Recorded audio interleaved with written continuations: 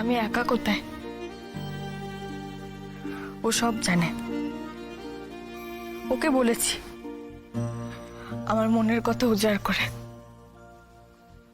কিন্তু আজ মনে হচ্ছিল তোমাকে না বললে এই ভয়ানক ব্যাপারটা থেকে আমি বেরোবার পথ পাচ্ছি না।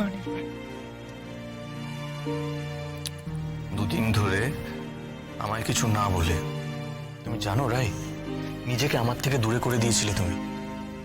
তেমন কথা কি হয়েছিল আমাদের মধ্যে? হয়নি তো। আমাদের মধ্যে কি কথা হয়েছিল রাই? আমাদের মধ্যে যা সমস্যা হবে, যে কোনো সমস্যায় যদি হয়ে থাকে, আমরা দুজন দুজনের সাথে কথা বলে সেই সমস্যার সমাধান বের করব। বলিনি? সব প্রতিকূলতা হাতে হাত রেখে কাটাবো। বলিনি এই কথাগুলো? কেন বলো তো অনির্বাণ? যখনই সবকিছু থিতু হয়ে আসে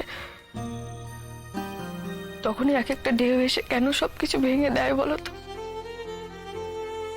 আসুক না, যত ঢেউই আসুক, কিচ্ছু ভাঙবে না। তুমি বিশ্বাস রাখো আমার উপর, ভাঙবে না কিচ্ছু। কয়েকটা প্রশ্ন বারবার আমার মাথায় ঘুরছে, কিন্তু জুৎসই জবাব পাচ্ছি না। কিরকম? নীলু নীলু ওখানে কিভাবে গেল? আর ওরকম একটা দলের সঙ্গেই বা কিভাবে পরিচিত হলো? শ্রুতি বা কিভাবে জানলো যে ও ওখানে আছে?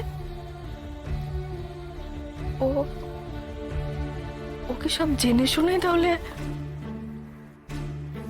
আঙ্কেল কি তোমায় এ ধরনের কিছু বলেছে?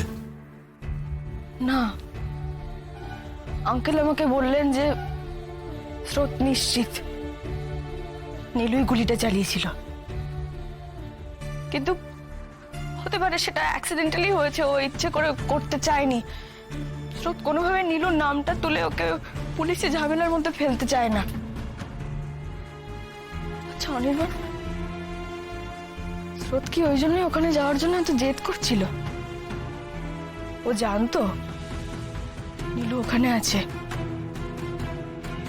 আর নীলুই বা ওরকম একটা দলে কেন যোগ দিল বলো তো?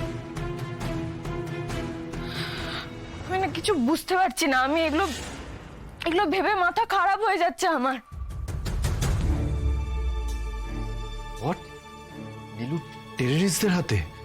আর ইউ শিওর? হ্যাঁ অনির্বাণদা, যতটা শিওর হওয়া যায় আমি ততটা শিওর, কিন্তু কোনোভাবে এই খবরটা যেন দিদি ভাইয়ের কানে অবধি না পৌঁছে।